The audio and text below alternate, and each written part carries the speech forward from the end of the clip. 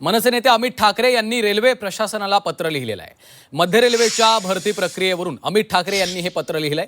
भरती प्रक्रियेमध्ये मराठीला हद्दपार करण्याच्या निर्णयाचा निषेध अमित ठाकरेंनी केला आहे। मराठीला जाणीवपूर्वक हद्दपार करण्याचा घाट घातला जातोय असाही आरोप अमित ठाकरे यांनी केलेला आहे। विभागीय पदोन्नतीसाठी मराठीची ॲलर्जी का? मराठी माणसाची प्रगती होऊ नये ही नेमकी कुणाची इच्छा आहे असा सवालही अमित ठाकरे यांनी केला आहे। तर अधिसूचनेत बदल करून मराठी भाषेचा सन्मानानं समावेश करा, अन्यथा या अपमानाचा जाब विचारायला आणि मराठी कामगारांच्या हक्कासाठी मनसे मैदानात उतरेल असा इशारा देखील अमित ठाकरे यांनी दिला आहे।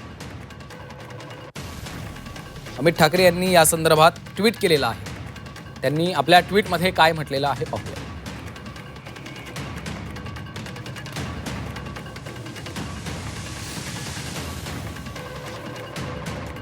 मध्य रेल्वे प्रशासनानं 16 मार्च 2026 रोजी प्रसिद्ध केलेल्या GDCE या अधिसूचनेत कम्प्युटर बेस्ड टेस्ट अर्थात CBT परीक्षेचं माध्यम केवळ हिंदी आणि इंग्रजी ठेवलेलं आहे। मराठी भाषेला या प्रक्रियेमधून जाणीवपूर्वक हद्दपार करण्याचा हा घाट घातला जात आहे।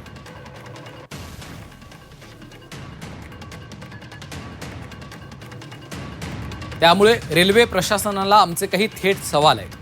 ऑगस्ट 2025 मध्ये रेल्वे मंत्र्यांनी लोकसभेत आश्वासन दिलं होतं की परीक्षा 15 प्रादेशिक भाषांमध्ये होतील। मग केंद्राचा हा आदेश स्थानिक अधिकारी कचऱ्याच्या टोपलीत टाकत आहेत का? विभागीय पदोन्नतीसाठी मराठीची ॲलर्जी का?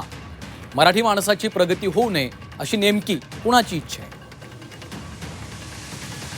महाराष्ट्राच्या जमिनीवर नोकरी करायची आणि नोकरी देताना मात्र मराठीचा विचार करायचा नाही, ही कसली दडपशाही असा सवालही त्यांनी केला आहे।